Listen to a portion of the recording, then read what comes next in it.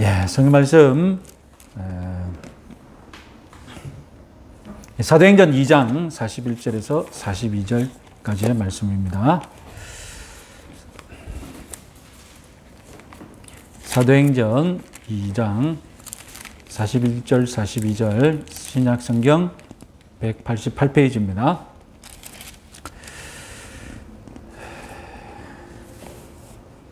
같이 읽겠습니다.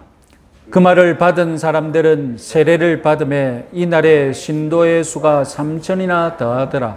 그들이 사도의 가르침을 받아 서로 교제하고 떡을 떼며 오로지 기도하기를 힘쓰니라. 아멘. 오늘 사도행전은 사도 베드로가 설교를 하고 그 유대인들이 말씀을 받고 이제 초대 교회가 세워지는, 예루살렘의 첫 번째 교회가 세워지는 장면인데요. 오늘은 다름 아니라 성경 속의 교회를 먼저 집중적으로 살펴보겠습니다. 자, 성경에서 교회의 기원은 어디에 있을까요? 다름 아니라 구약 성경에 있습니다. 구약 성경은 하나님께서 이스라엘 백성들을 세우시는 역사죠. 그래서 아브라함을 불러서 아브라함의 자손들을 하나님의 백성으로 삼으시는 역사, 그것이 성경의 주된 내용이고, 그래서 하나님께서는 신명기 14장 2절 말씀 같이 한번 읽겠습니다.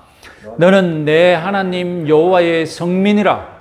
여호와께서 지상 만민 중에서 너를 택하여 자기 기업의 백성으로 삼으셨느니라. 아브라함에게 하셨던 약속, 내 자손이 나의 백성이 되리라는 그 약속이 누구를 통해서 이루어집니까? 다름 아니라 모세를 통해서. 모세가 애굽에서 종살이 하던 노예살이 하던 이스라엘 백성들을 이끌고 탈출시켜서 광야에서 이제 하나님과 이스라엘 백성이 모세의 중재로, 모세를 중보자 삼아서 이제 하나님의 백성이 되는 이 언약을 체결하지 않습니까? 바로 그때에 하나님이 이스라엘 백성들을 하신 말씀입니다. 그리고 또 레위기 20장 26절 말씀도 같이 한번 읽어보겠습니다. 너희는 나에게 거룩할지어다. 이는 나 여호와가 거룩하고 내가 또 너희를 나의 소무로 삼으려고 너희를 만민 중에서 구별하였음이니라. 여기서 중요한 단어가 나오는데, 하나님이 이스라엘 백성들을 자기 소유, 자기 재산으로 삼으시려고, 그리고 만민 중에서 구별하였다. 이 구별하였다는 단어에서 이제 거룩이라는 단어가 나오고, 거룩의 첫 번째 개념이 무엇입니까? 다름 아니라 하나님이 구별해 놓으면 그것이 거룩해지는 것입니다. 이렇게 구약은 철저하게 이스라엘 외에는 하나님 백성이 아니었는데, 그리고 이스라엘 민족만 된다면 하나님의 백성이었는데, 이렇게 그것이 교회의 원형이었는데, 교회의 첫 모습이었는데, 예언서에서 하나님은 새 언약을 세우겠다. 시내산에서 모세를 중보자로 두고 하나님과 이스라엘 백성들이 나는 너의 하나님이 되고 너는 내 백성이 되라고 그렇게 언약을 체결했는데, 그것은 옛 언약, 이제 구약이 되고 신약, 새로운 언약을 내가 체결할 것인데, 다름 아니라 영원히 죄사함만 받고 하나님의 영이 너희들 마음속에 거하는 것이라고 제가 봄에 새 언약에 대해서 말씀드릴 때 말씀드렸죠. 그것이 새 언약인데, 새 언약의 특징이 무엇이냐? 스가랴서 2장 11절 말씀 같이 한번 읽어보겠습니다. 그날에 많은 나라가 여호와께 속하여 내 백성이 될 것이요 나는 내 가운데 머물리라. 네가 만군의 여호와께서 나를 내게 보내신 줄 알리라. 새 언약의 특징이 하나님께서 영원히 죄사함을 주시고, 그리고 그 마음에 성령을 주신다는 것이 특징인데, 좀 거기서 끝나는 것이 아니라 가장 큰 특징은 다름이 아니라 이스라엘 백성 한 민족만 내가 하나님의 백성으로, 내 백성으로 삼겠다는 것이 아니라 이제 그 문을 모든 민족에게 다 열겠다는 것입니다. 이것이 새 언약의 극적인 반전이죠. 예전에는 이스라엘 백성으로만 태어나도 하나님의 백성 교회였는데 이제 새 시대, 새 언약 시대, 예수님이 오시는 그 시대에는 이스라엘 백성이라고 다 하나님의 백성, 하나님의 교회가 되는 것이 아니라 예수 그리스도를 믿는 그 모든 민족을 향하여서 문을 다 여시겠다는 것입니다. 그래서 구약 성경에는 예언만 되었죠. 이제 교회가 이스라엘 백성에서 모든 민족으로 확대될 것이라는 것만 예언만 되었습니다. 그리고 이스라엘 백성들이 하나님께 심판을 받아서 오늘날 이란, 이라크 땅으로 다 잡혀가죠. 포로로 다 끌려갑니다. 그런데 거기서 이제 성전이 없어요. 예루살렘에서는 성전이 있어가지고 성전 중심으로 신앙생활을 하고 그렇게 했으면 됐는데 이제 예루살렘에서 끌려가 버리니까 이란, 이라크 그 땅에 무슨 성전이 뭐가 있겠습니까? 그러니까 이들이 어떻게 예배를 드리느냐? 자기 지역별로 조그맣게 공간을 예배당을 만들어서 예배 드리기 시작했는데 그것이 바로 회당 예배가 시작된 것입니다. 그래서 이 회당이라고 부르게 되었죠. 그래서 이 회당은 그 이스라엘 공동체에서 전부 다 포로 생활하고 있는 데인데 저녁에 모여서 안식일이 되면 이 회당이라는 자그마한 공간에 모여서 자기들끼리 예배를 드리는 겁니다. 그래서 장로가 그 지역에 자기 공동체에서 가장 나이 많은 장로가 이제 중심이 되어서 그 예배를 드리기 시작한 것이죠. 이것이 이제 회당 예배의 시작입니다. 그래서 이 회당 예배가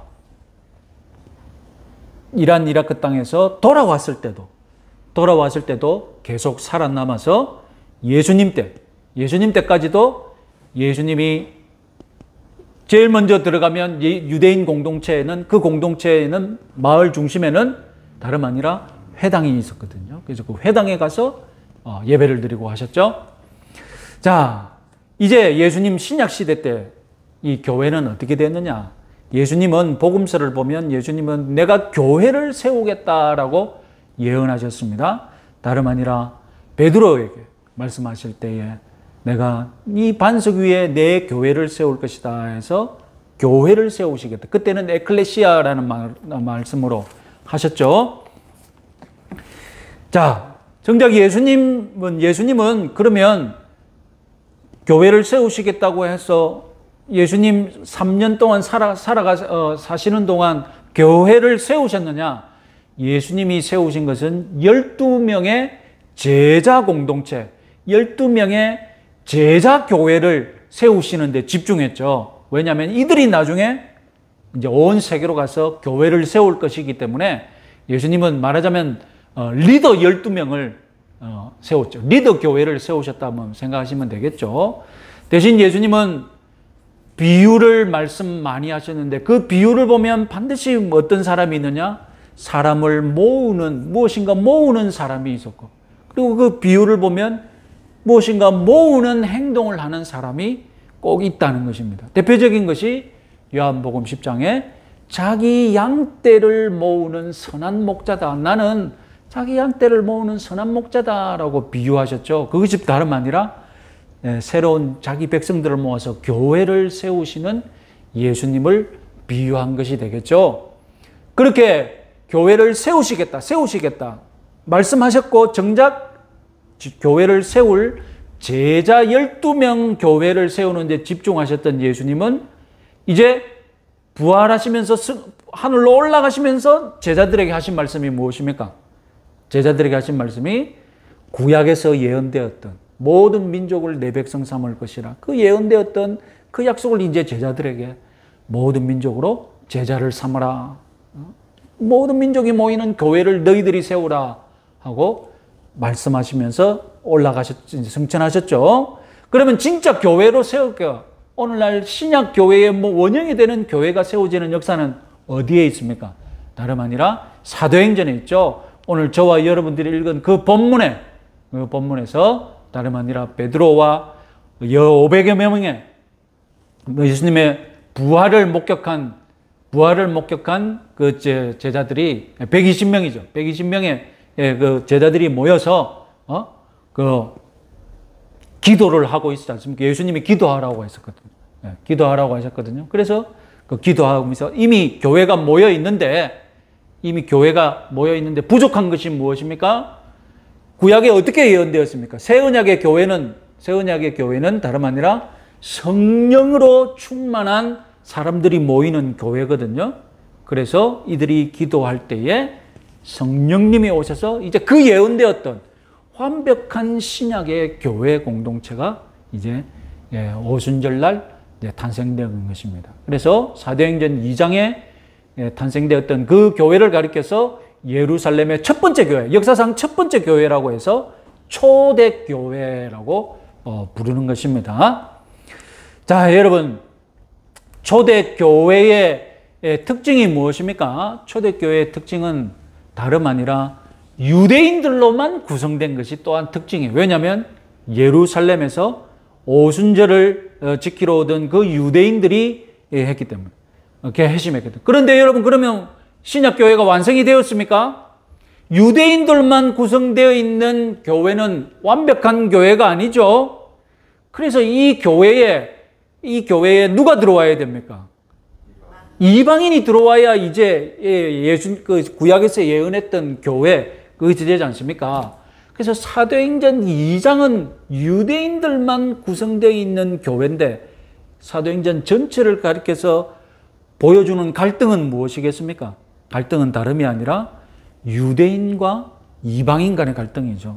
그래서 이 이방인들은 끊임없이 초대교회에 들어오려고 하고, 그러면 이방인들을 싫어하던 유대인들은 정작 자기들이 예수님을 믿는데 이방인들과 같이 신앙생활을 하려니까 잘 안 되죠.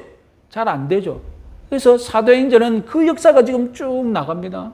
심지어 베드로도 어떻게 합니까? 베드로도 이방인들을 싫어하거든요. 이방인들을 싫어하니까 하나님이 억지로 이방인들에 가서 전도해라고. 그래서 베드로를 고넬료라는 이방인 집에 하나님이 직접 가라고 하지 않습니까? 거기서 베드로가 억지로 고넬료 집에 가서 이방인들에게 설교를 하고, 이렇게 주춤 늦어지니까, 계속해서 이방인들이 교회에 오는 속도가 늦어지니까 하나님께서 비상수단을 강구하셨죠. 이 제자들이 이방인들한테 못 가니까 이방인들에게 잘 갈 수 있는 마지막 사도를 세우시죠. 누구겠습니까? 사도 바울. 사도 바울은 이방인 지역에서 태어났거든요. 늘 이방인들을 보고 자랐고. 그래서 이 이방인을 위한 사도로 하나님이 사도 바울을 세우셔서 이 사도 바울로 인해 이방인들을 막 그냥 교회 안으로 담으시는 역사가 이제 사도행전 후반부에 일어나죠. 사도행전 후반부가 됩니다. 그래서 사도행전이 끝날 때쯤 되면 그때의 교회는 어떤 교회입니까? 이제 그 구약에서 예언하였던 모든 민족에서 모여드는 교회, 성령에 의해 인도함 받는 신약교회가 탄생된 것입니다. 자, 서신서에서 교회는 어떻게 되느냐? 서신서에서 교회를 가리켜서 그리스도의 몸이다. 교회는 하나님의 밭이다. 교회는 하나님의 성전이다. 하나님의 집이다. 이런 표현으로 사도 바울이 이 이방인들에게 하나님의 교회 생활을 잘 하라고 가르치는 내용이 나옵니다. 자, 오늘 이 성경 속에서 우리가 교회가 어떻게 변천되어 왔는지 살펴봤는데요. 중요한 사실이 있습니다. 그것은 다름 아니라 이스라엘과 교회의 관계를 어떻게 보느냐는 것입니다.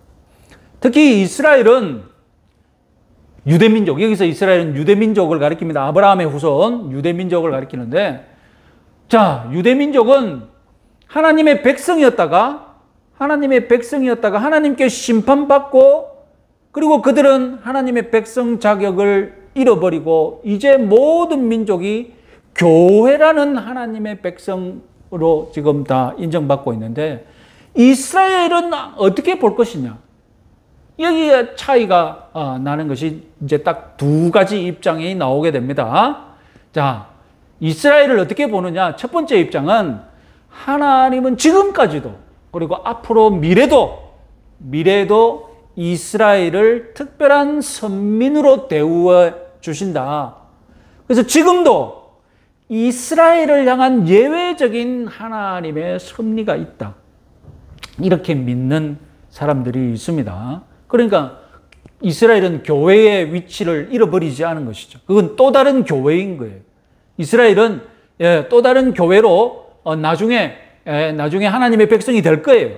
지금은 그 상태가 희미하고 그런 거였지만, 그래서 이 이스라엘의 미래에 관하여서 이스라엘은 지금도 하나님이 이 특별한 섭리 속에서 이스라엘은 국가로 하나님이 회복시켜 주셨고, 그리고 이렇게 회복되었듯이 미래 종말에도 하나님의 특별한 역사로 이스라엘은 지금 유대교 신앙을 버리고 지금 다시 하나님 믿는 우리와 똑같은 신앙을 가진 백성으로 돌아올 것인데, 그때에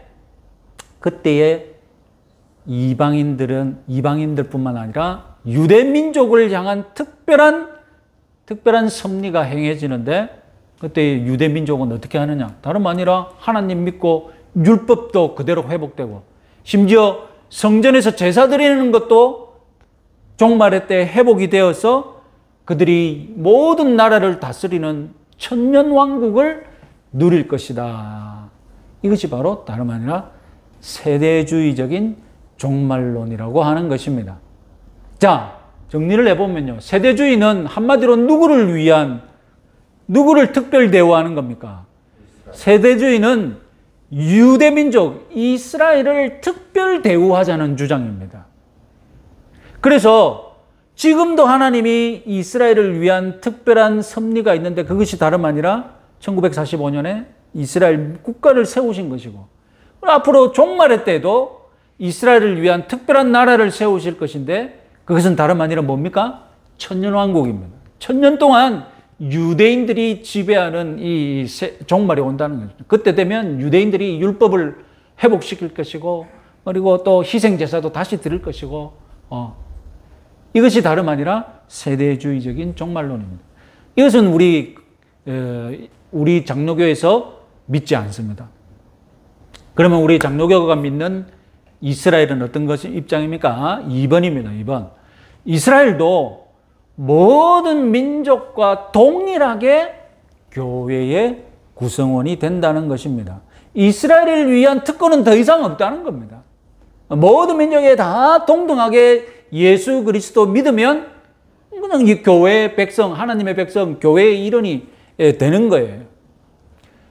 그래서 종말에 이스라엘을 위한 특별한 역사가 있느냐? 없다는 것입니다. 이스라엘을 위한 특별한 역사는 없다는 것입니다. 이것이 우리 장로교가 믿는 건데, 이 세대주의가 미국에서 부흥했을 때, 20세기 초에 미국에서 일어났을 때에, 1950년대에 미국 장로교 안에서 세대주의 축출운동이 일어납니다. 세대주의가 워낙 막 휩쓰니까 그때 대부분의 많은 교회에서 세대주의 신앙에 다 빠져가지고 세대주의 종말론을 믿고 뭐 이렇게 하니까 유대인들 막 특별한 유대인들 대우해주고 막 이런 운동이 막 일어나니까, 그래서 이 정통 장로교 내에서 이 세대주의 신앙을 축출하는 교회에서 아예 쫓아내버리는 거죠. 이것은 건전한 신학이 아니다라고 쫓아내버리고, 그런 다음에 지금 미국에서는 완전히 이제 구분이 되었죠. 한때는 같이 신앙생활 하다가 완전히 구분되었습니다. 우리 한국 교회는 섞여 있습니다. 한국 교회는 아직 섞여 있습니다. 그래서 장로교인이라도 세대주의 신앙 따르는 사람들이 있고, 자기는 세대주의는 모른대. 내가 세대주의 신앙인지 잘 몰라요, 자기 스스로. 그런데 종말론을 보면 알 수 있죠. 종말론에 누가 특별 대우를 받으면 이 사람은 세대주의자라고요? 간단합니다. 이거 이스라엘 민족, 유대 민족이 특별한 대우를 받으면 그 사람은 세대주의자입니다. 간단합니다. 자, 여기서 한 발 더 나아가면 대부분 이단 사이비가 되는 거죠. 그래서 세대주의 신앙을 가졌다고 해서 이단 사이비라기보다는 우리가 함부로 얘기하지 않는데, 대부분 이상한 종말론자들 특징을 보면 기본이 다 뭡니까? 기본이 다 이 세대주의 종말론을 믿는 거죠. 그래서 종말론이 이상하다, 종말론이 사이비다. 기본은 뭡니까? 기본은 다름 아니라 유대 민족을 위한 특별한 은혜가 있다는 것을, 그 기본 위에 이제 사이비 종말론 그 특징답게 또 다른 이론들이 막 세워지는 것입니다. 자, 세대주의는 원래 이 성경 해석 관점, 성경 해석 방법이었기 때문에 유대인들을 향한 특별한 하나님의 섭리가 있다는 특별한 그 성경을 보는 눈이었습니다.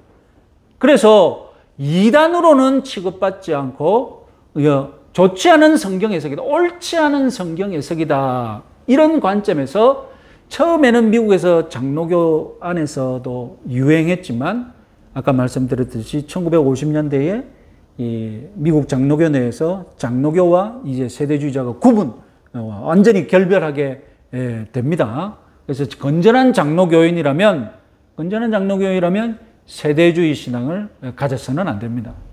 내가 만약에 개인적으로 성경 공부해서 개인적으로 성경 공부해보고 이런 사람 설교를 다 들어봐도 하나님은 유대인들을 위한 특별한 섭리를 가지고 계신다, 개인적으로 내 신앙 양심에 확신이 들면 그때 진정한 세대주의 신앙이 되어도 뭐 특별하게 우리가 어떻게 할 수가 없습니다. 그렇게 하셔도 그렇게 믿으셔야죠. 그러면 그렇게 믿으면 주변에 그렇게 신앙생활 하시는 분들 많이 있습니다. 그렇게 신앙하는 사람들 많이 있으니까 거기에 가서 같은 색깔을 가진 신앙을 가지시면 됩니다. 그러나 우리 정통 장로교는 유대인들을 향한 특별한 섭리는 없다. 하나님은 모든 민족을 다 골고루 구원해 주신다, 이렇게 믿으시기 바랍니다. 자, 이상으로 이제 성경에서 교우하는 거 말할 거예요. 우리 한 가지만 더 살펴보겠습니다. 오늘 교회의 속성, 교회를 가리켜서 교회는 이런 특징이 있다라고 말할 때에 흔히들 우리 사도신경은, 여러분 사도신경은 뭐라고 하느냐면 내가 성령을 믿사오며 그 다음에 뭡니까? 거룩한 공교회를 믿는다라고 번역이 되어 있습니다. 사도신경에는 그래서 그걸 더 영어로 하면 The Holy Catholic Church입니다. 그런데 사도신경과 조금 다르게 우리가 역사적으로 고대로부터 오늘날에 이르기까지 우리가 신앙 고백을 받아들이는 전통이 있는데, 그 전통에 의하면 교회를 무엇이라고 표현했느냐? 그것은 다름 아니라 하나의 거룩하고 보편적이며 사도적인 교회다. 그래서 Holy Catholic Apostolic Church라고 표현합니다. 그래서 교회의 성격은 무엇이냐?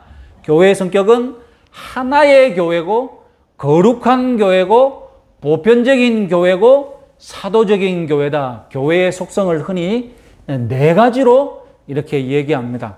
이것은 다분히 조금 신학적인데 그래도 간단하게 이 무슨 뜻인지 한번 살펴보겠습니다. 하나의 교회다. 이것은 교회의 통일성을 얘기하죠. 하나님이 세우시는 진정한 참교회는 하나뿐이라는 거예요. 영적인 교회가 하나뿐인데 그것이 이 지상에 드러날 때는 어떻습니까? 하나님이 세우신 교회가 이 지상에 드러날 때는 수많은 교회들로 나타난다는 것이죠. 그래서 지상에는 교회가 많죠. 지상에는 교회가 많으나 하나님이 보시는 그 교회 전체 교회는 하나인데 그것이 바로 교회의 통일성을 가리킵니다. 사실 이 교회의 통일성이야말로 오늘날 가장 불편한 교리죠. 이 세상의 교회를 보면 여러분 어디 교파만 문제입니까? 신교, 구교, 나눠져 있고, 그리고 또 구교는 구교대로 러시아 정교, 가톨릭 또 나눠져 있고, 신교는 신교대로 루터파, 칼빈파, 웨슬리파 또 나눠져 있는데 도대체 이것을 가리켜서 하나의 교회라고 할 수 있느냐? 그래서 우리는 억지로 다 변명을 하죠. 교회는 하나인데 다양한 모습을 가진 교회가 있다. 그래서 통일성 속의 다양성이라는 참 어려운 말로 그렇게 표현을 합니다. 그래서 우리가 이 교회가 다양성이 있다면 하나의 교회는 하나지만 이 지상에 나타날 때는 다양한 모습으로 나타난다면 서로가 다른 모습에 대해서 서로가 지적은 할 수 있지만 틀린 교회라고는 감히 우리가 말할 수 없다는 것입니다. 자기의 장점과 단점이 있잖아요. 색깔별로, 그죠? 루터파 교회는 루터파 교회의 어떤 모습과 장점이 있을 것이고, 칼빈파 교회는 칼빈파 교회의 모습과 장점이 있을 것이고, 그죠? 웨슬리파는 웨슬리파 나름대로의 장단점이 있단 말입니다. 우리가 하나의 교회인데, 다른 교회가 아닌데, 칼빈파 교회만 진짜 교회고, 나머지 교회는 가짜 교회다. 그렇게 하면 안 된다는 겁니다. 우리만 유일한 교회다. 그렇게 하면 안 된다는 것입니다. 그것은 다름 아니라 횡포고 폭력이죠. 자기만 옳다고 생각하는 착각이죠. 그래서 분열된 교회가 아니라 이것이 다양한 모습이라고 인정한다면 우리는 다양한 교회로 기꺼이 받아들일 수 있는 포용력이 있어야 함을 여러분 믿으시기 바랍니다. 자, 그것이 교회의 하나, 교회의 통일성이라는 것에 대해서 생각해 봤고, 다음은 교회는 거룩합니다. 그것은 교회의 거룩한, 아까 거룩이라는 단어가 원래 어디서 나왔다고요? 우리는 거룩이라고 생각하면 순결한 것, 깨끗한 것 이렇게 생각하는데 원래 거룩이라는 것은 아까 어디서 나왔다고 했습니까? 구별되었다는 뜻에서 나온 것이거든요. 구별되었으니 이제 이 구별된 것이 어떻게 되는 것입니다. 깨끗하게 보존되고, 깨끗하게 보존되는 거예요.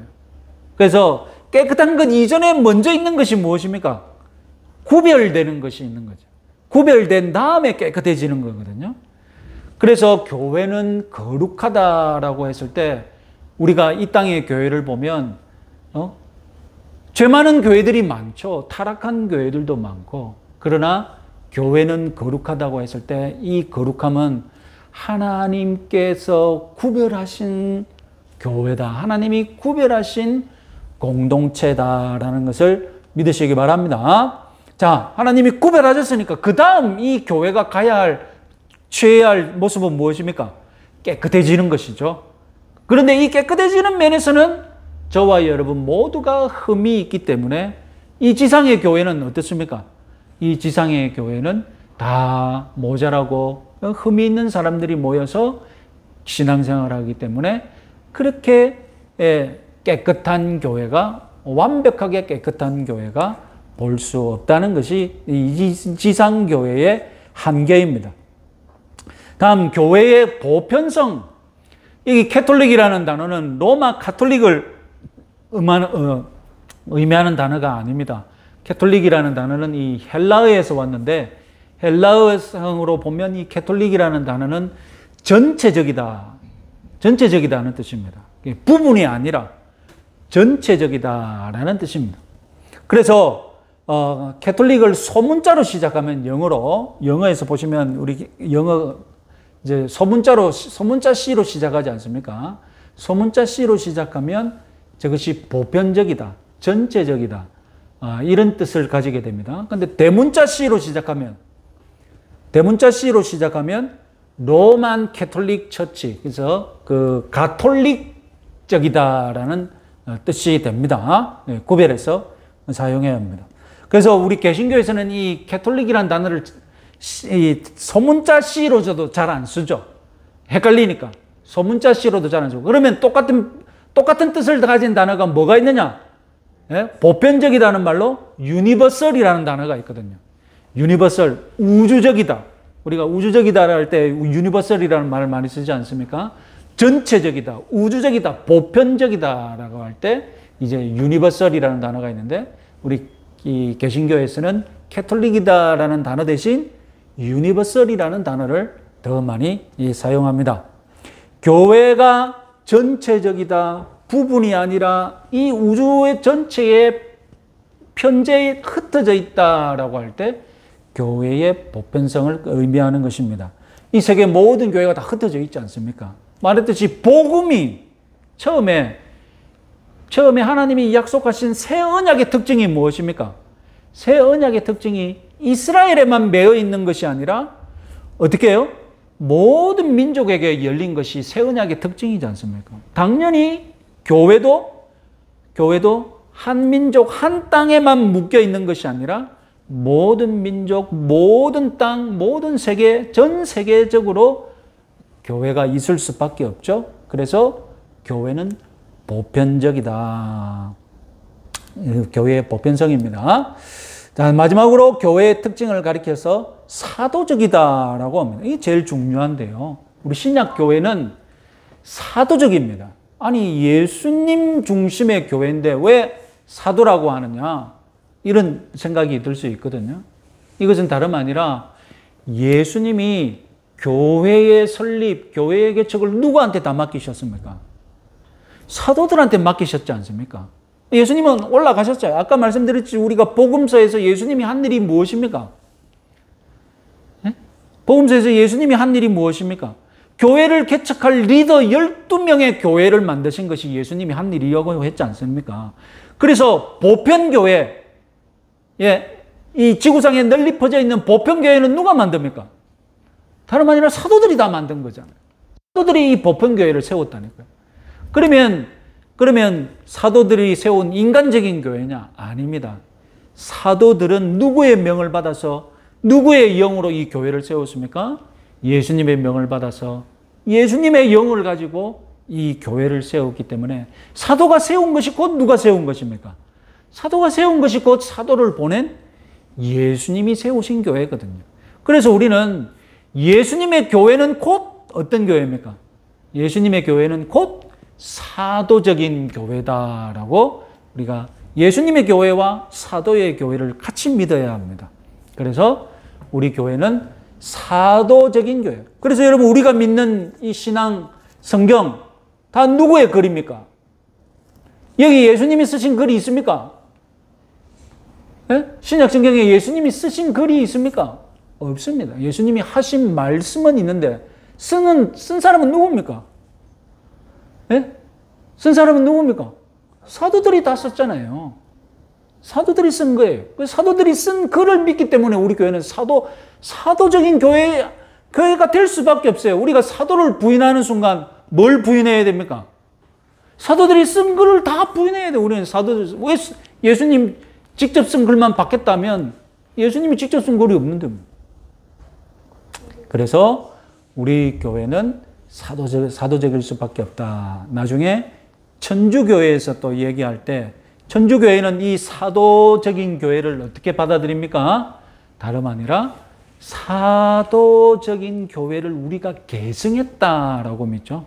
그래서 베드로의 그 사도 수위권, 머리 숫자 그리고 위치 할 때 수위권을 우리 천주교가 쭉 계승했기 때문에 우리 교회가 참교회다. 우리 가톨릭 교회가 진정한 보편교회다라고 주장하는 것이죠.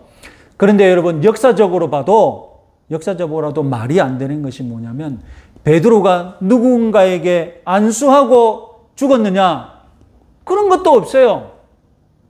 베드로가 누굴 세워서 제자로 세웠다는 그런 역사가 있다면 또 모르겠는데, 그러면 수위권을 다시 한 번 더 생각해 보겠는데, 베드로가 너는 내 수제자다라고 예수님이 베드로를 가르치고 세운 것처럼 베드로가 누굴 불러서 내 수제자다, 이제 로마에서 내 후계자로 살아라고 세운 적이 있느냐? 그런 역사도 없어요. 어느 날 갑자기 로마 주교가 나타나서 로마 주교는 베드로의 수위권을 받는 교회라고 갑자기 그렇게 된 거예요.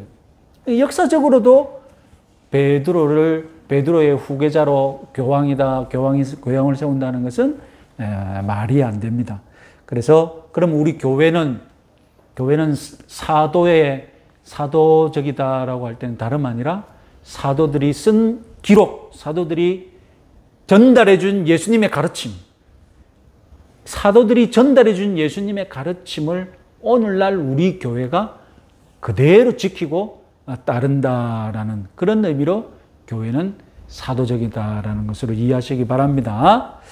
자, 오늘은 교회의 성경에서 교회의 흐름, 구약 성경에서부터 신약 성경까지 교회의 흐름을 살펴봤고, 그래서 교회의 흐름을 우리가 정리할 때 무엇을 살펴봤습니까? 세대주의, 이스라엘 백성들을 어떻게 볼 것이냐? 우리가 교회가 되었는데, 그럼 이스라엘 백성들은 어떻게 되느냐? 유대인들은 어떻게 되느냐?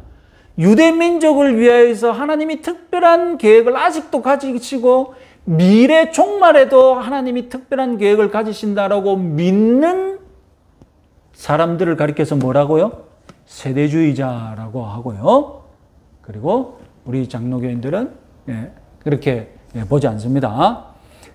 모든 민족을 통하여서 하나님은 이제 똑같이 평등하게 대우하신다라고 우리는 믿습니다.